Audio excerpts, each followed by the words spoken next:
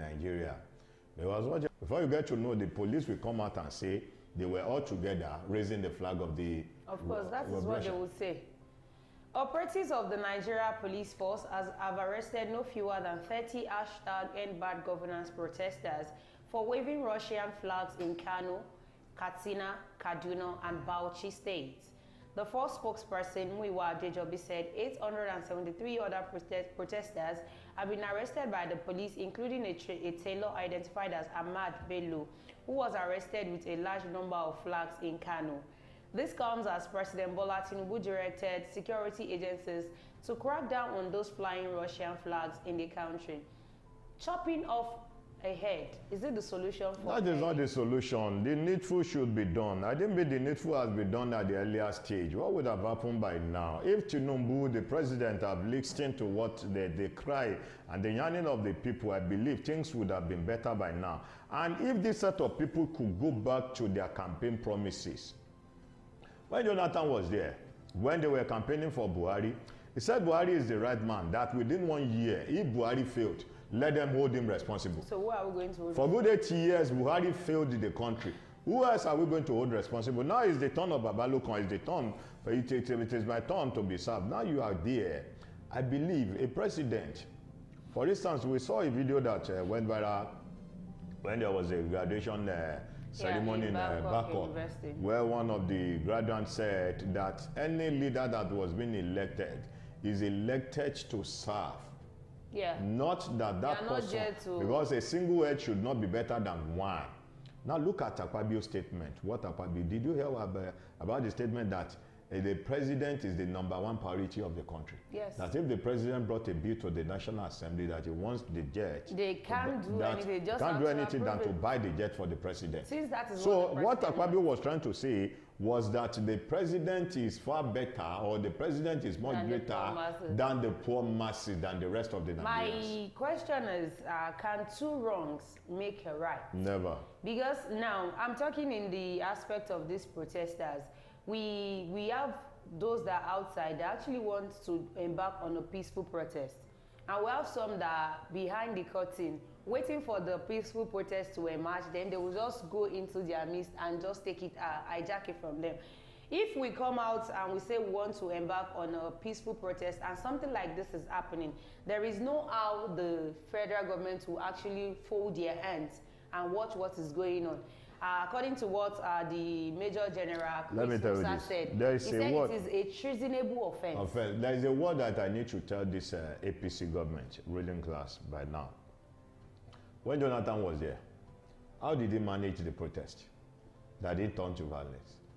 They would have asked Jonathan how he managed the protest that the protest didn't turn violent. So they would know how to strategize themselves and manage out this protest. Because the protest was a peaceful protest. Not until when they brought some talks, excuse me, to begin to chase the protesters away. Yeah. Do you think those set of people will not retaliate? I watched a video where a pressman was, where somebody was being interviewed. As the guy was talking about what Tinubu was doing that is wrong in the face of the country, he thought that there was a miscreant, a thought that came from the back of the camera and slapped this guy. Why the policemen folded their hand? And they could not do anything. And they could not do anything.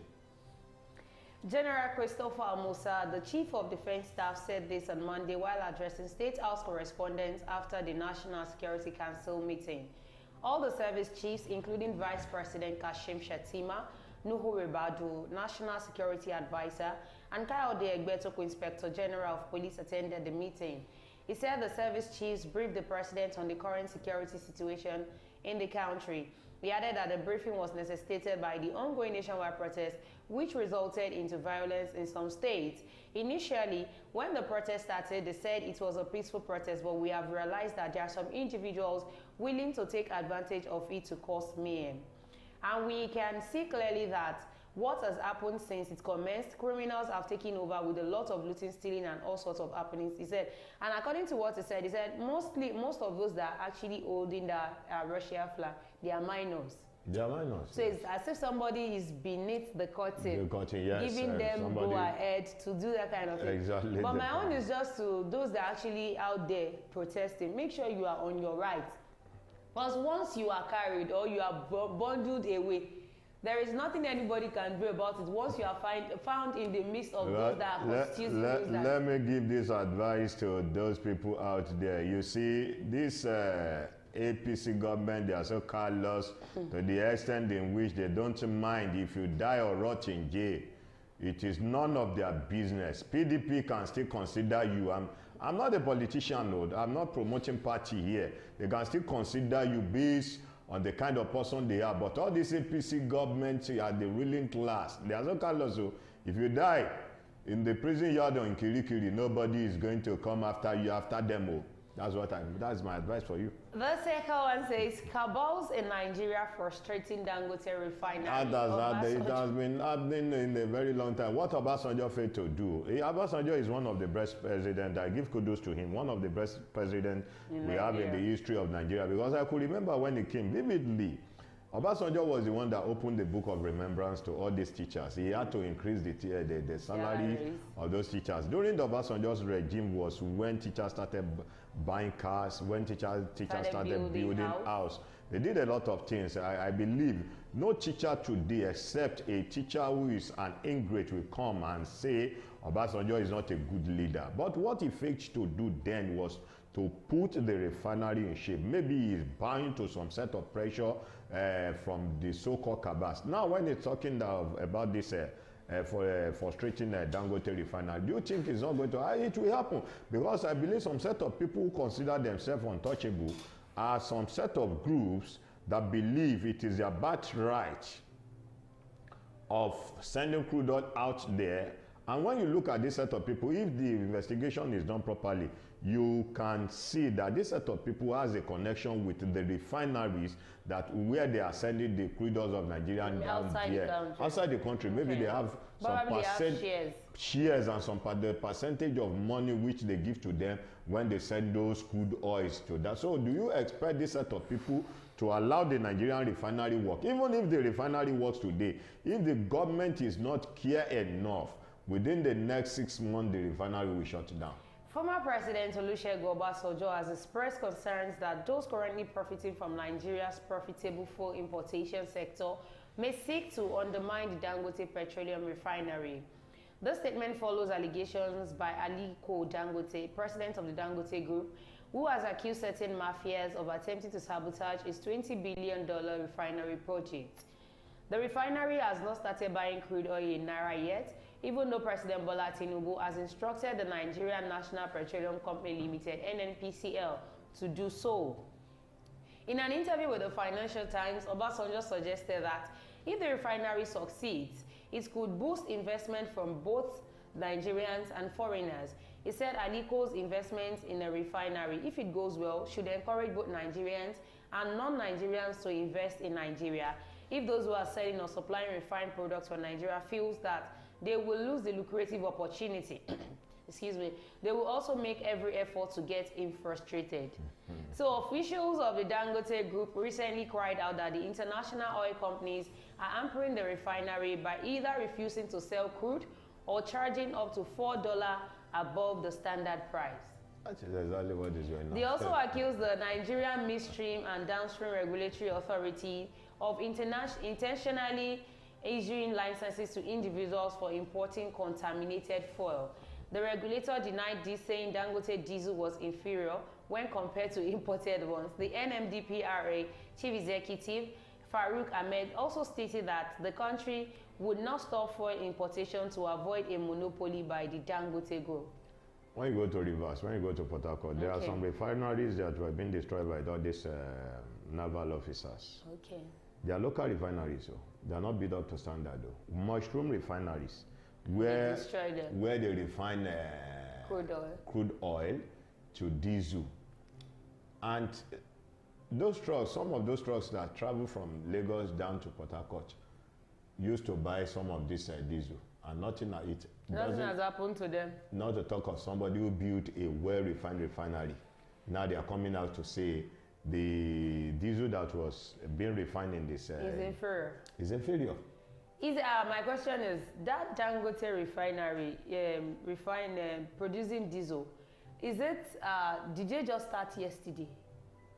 Dangote refinery. So for them to come out now to say because they saw the crash, saying they should because they saw the crash price in the diesel compared to what they are going to import. You know, they have the right to sell whatever they have the right to sell it at their own price now based on the subsidy that has been removed. That is why they believe if Dangote, okay, for instance, before the Dangote diesel was said 1,800 naira per liter.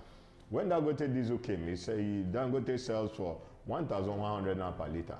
Compare 700 naira deduction. What do you expect this set of people to do? They will fight back, of course. It's like you're spoiling our business. It was like, I was marveled when I saw Dangote that is about to cry in his one of interview. Dangote has forgotten that many companies cried, all because of his monopoly. What happened to now it has come to his son. What happened to Dangote now is a clear example of the rich also cry. The rich also cry, yes. When exactly. I saw the interview he did, I was like, so do you know Ibeto Cement, sugar company, yes, cement company. Ibeto Cement cried all because of Dangote. They monopolized. Some are no longer in business. Withdrawing the license of Ibeto Cement all because of Dangote. The last but not the least, protest. Nigeria's economy faces heavy decline as most states imposes curfew. Nigeria's economy faces decline. When we were not doing before the protest, what do they use? Now listen, Dangote spent $20 billion. Okay, on his refinery. Within 2 months, the money that was saved from the first subsidy was about 1 trillion naira. Compared to that money, automatically, if that 1 trillion naira is being channeled into our refineries, what will have happened to the refinery by now? Two of the refineries would have been working. Automatically, these people has nothing in head to offer the Nigerians. The last 5 days have been hellish for Nigeria and its economy amid hunger protests. This is as security red alert spread to states, especially the northwest of Nigeria. Police and government authorities have reported the spread of property destruction and shop looting in Kaduna, Plateau, and Bauchi as hoodlums hijacked the protests to wreak havoc. This is also as rioters were arrested in Abuja and some other parts of the north with Russian flags. A similar incident happened in Kano State, and the police said they have arrested the tailor responsible for the mass production of the flag. The Russian embassy in... I am wondering why you would just wake up one morning and let's just do this. And there was provision for it. Let me tell you this. When you see this coming out, when you look at Russia today, go to Russia, most of the countries that are getting gas today get it from Russia. Do you know how many social amenities that most countries get from Russia today? Now, when you look at what is behind this, maybe this set of people trying to raise Russian flag was telling the Nigerians that go to Russia and see how they manage their things. But that is still not justification. I know it is not justification. I was just putting this in. Okay. You understand? I didn't justify. You know, I condemned the act at the beginning. But when you look at it, when you look at it deeply, let Nigerians wake up. Thank God the youth are waking up now. They are president. It is not a shameful thing if you don't understand this thing and you invite somebody who understands it very well. Yeah, like an expert. When you remember during the period of Jonathan, when there was Boko Haram here and there, there are some set of people, there's a set of military personnel that was being invited from the United States of America. When they came, when they saw the way things were going on in Nigeria, they had to go back. What happened? They saw some rich men behind this Boko Haram issue. Obviously. That Nigeria is a problem of themselves. That was the reason why they left. The Russian embassy in Nigeria has denied involvement in the display of its flag by protesters in Nigeria. While the motive remains unclear, the Chief of Defense Staff, Chief General Christopher Musa, said displaying Russian flags in Nigeria was treasonable and vowed to crack down on culprits. The continued escalation of violence on day 5 of protest tagged #EndBadGovernance had resulted in Bauchi, Kaduna, and Plateau states recently announcing 24-hour curfews. Earlier, Borno, Kano, Katsina, Jigawa, and Zamfara states declared 24 hours curfew in affected areas in order to contain looming anarchy. Curfew declaration in states are further worsening the woes of the nation's economy. With the economy already declining, the declaration of curfew in states pushes the country's economy to near collapse. Association of Small Business Owners of Nigeria, ASBON, said that an estimated 600 billion naira has been lost in the last 5 days. The Center for Private Center had earlier said the country risks losing 400 billion naira daily to the protests. I just hope this will not be the close down of Nigeria because these people are not ready to back down. And if you just hear in this place that they declared not, and they just tell you that the curfew is over, you see people in the street again. If they are done the right thing at the earlier stage, it won't come to this, because I believe the president should be a listening president, even though the president was, if his ears or his eyes were shut against what is going on. I believe if the president has his own time in Aso Rock, he has his phone there with him. He said he does not check social media anymore. He does not check social media, but he saw it when he did his Dobale Swaga for the democracy. That was the following day that he saw it on social media. That was what he said. Yeah. I believe he should be able to see what one of those things that is going on in Nigeria, that the hardship is too much. All right, I just pray Nigeria will work again, because that has always been my outcry, and I believe it is the outcry of all the Nigerians out there. All right, we've come to the end of News Review today. Do not forget to follow us on all our social media platforms. We're on Facebook, on YouTube, on X account, on TikTok, on YouTube at Wisdom Yard Online TV. Can as well join the WhatsApp community on 0701010859.